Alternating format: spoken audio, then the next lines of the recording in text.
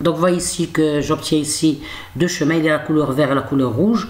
Bon, normalement les deux chemins ont, c'est-à-dire le nombre d'arêtes qui est égal à, c'est-à-dire le nombre de nœuds égal à 5.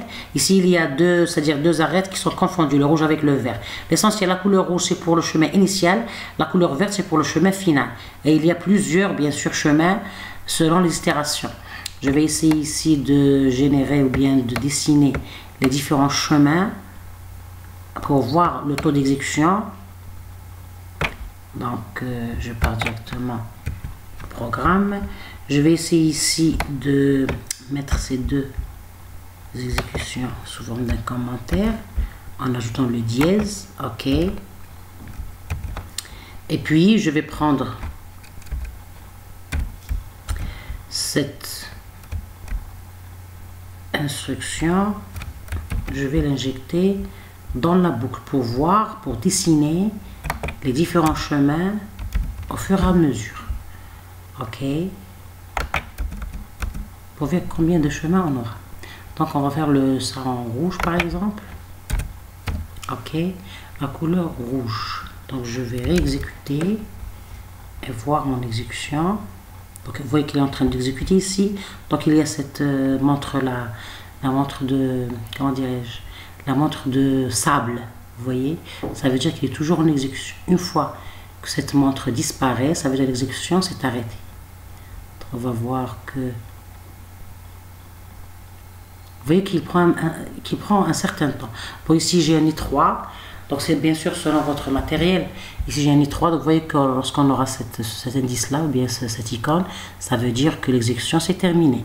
Donc je vais récupérer mon chemin final, le schéma. Ici c'est les itérations.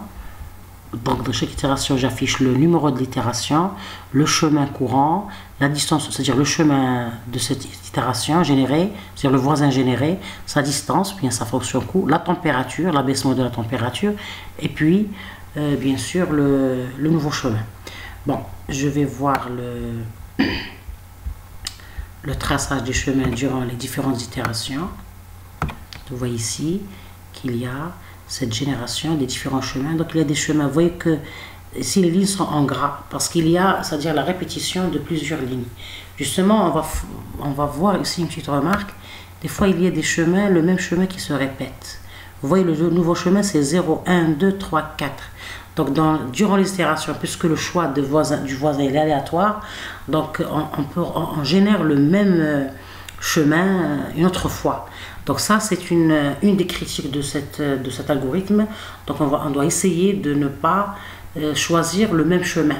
Donc on doit, c'est-à-dire enlever cet inconvénient. Si le chemin il est généré une fois, on ne va pas le régénérer une autre fois.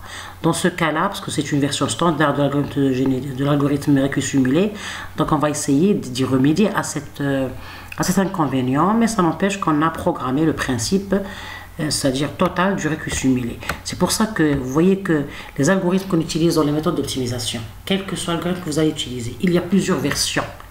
C'est-à-dire, il y a toujours des optimisations dans les algorithmes. Il y a deux étapes. Premièrement, il y a adapter l'algorithme à notre problématique. Donc, on a un problème X, comme dans notre cas, on a un problème du voyageur de commerce.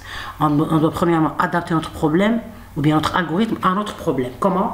Premièrement, en structurant les données du problème vis-à-vis des données de notre algorithme.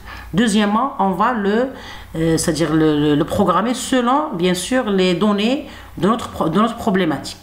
Donc, ça, c'est le standard. Puis, on va optimiser l'algorithme, c'est-à-dire, c'est selon les résultats obtenus, on va essayer d'optimiser en injectant des heuristiques, en proposant des procédures, ok?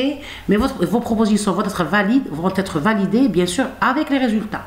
Donc, selon vos résultats, si vos résultats sont satisfaisants, donc votre procédures sont correctes. Sinon, on peut toujours, c'est-à-dire les corriger et les mettre à jour pour avoir les résultats satisfaisants. C'est-à-dire, c'est quoi le fait de dire des résultats satisfaisants? C'est des résultats que le client, c'est-à-dire celui qui a besoin de cette application-là, il est satisfait des résultats. Dans le cadre professionnel, on parle de client et de chef de projet. Dans notre cas, le client, c'est celui qui a besoin du logiciel. Le chef de projet, c'est celui qui va programmer. C'est notre cas. C'est-à-dire, c'est le concepteur, programmeur, informaticien qui va programmer ou bien qui va résoudre ce problème-là, le problème du client, en générant ou bien en développant un logiciel. Pardon. Maintenant, sur le plan même professionnel, on dit maître d'œuvre et on dit le maître d'œuvre et le maître d'œuvre et le maître d'ouvrage. Le maître d'ouvrage, c'est le client, c'est celui qui propose un cahier des charges pour avoir une solution. Et le maître d'œuvre, c'est celui qui va exécuter ou bien mettre en œuvre ce cahier des charges, c'est-à-dire, comment dirais-je, réaliser la solution. Donc, c'est-à-dire je présente cette terminologie vis-à-vis bien sûr du génie logiciel, c'est important.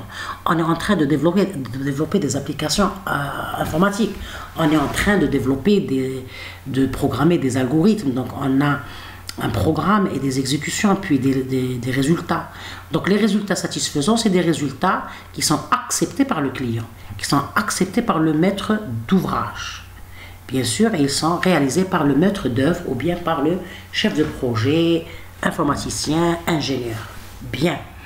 Donc, je reviens à notre cas. Donc, j'ai ici pris des valeurs vraiment très, c'est-à-dire variées, dans le cas de, c'est-à-dire très, comment dirais-je, restreintes, dans le cas de voir l'exécution, pour ne pas avoir beaucoup de temps sur le plan exécution. Donc, je vais faire une autre exécution parce que pour voir que les exécutions vont changer, parce que il y a des générations aléatoires, donc les exécutions vont changer. Vous voyez ici, par exemple, dans cette deuxième exécution, on remarque ici qu'on n'a pas le même problème. On a ici, le résultat est satisfaisant, parce qu'on a ici le chemin initial, il avait une distance de 2,58 et des virgules. Ici, on a le chemin hamiltonien optimal, on a 2,57. Donc, vous voyez que la distance ici, elle est inférieure à la distance précédente. Donc, vous voyez qu'ici, le résultat est satisfaisant.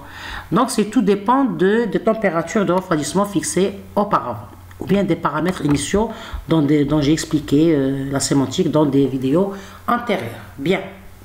Donc, je reviens à mon diapo. Donc, ici, c'est pour voir le résultat du déplacement, c'est-à-dire en utilisant le swap et la copie des fonctions, bien sûr, utilisées en Python.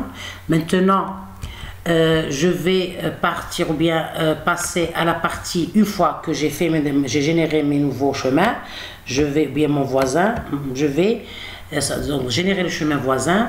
Donc maintenant, je vais calculer la fonction objectif, donc, ou bien la fonction coût. Donc je vais prendre coût nouveau, une variable que je vais appeler coût nouveau, c'est je vais faire appel à fonction coût pour avoir la distance du nouveau chemin généré, le chemin voisin, la solution voisine. Bien. Et ici, je teste. Je vais rentrer au niveau du test pour utiliser le critère de Metropolis. C'est le critère qui permet d'accepter une solution moins bonne dans le but d'atteindre une solution optimale. Donc, et aussi pour échapper c'est-à-dire au piège de l'optimum local.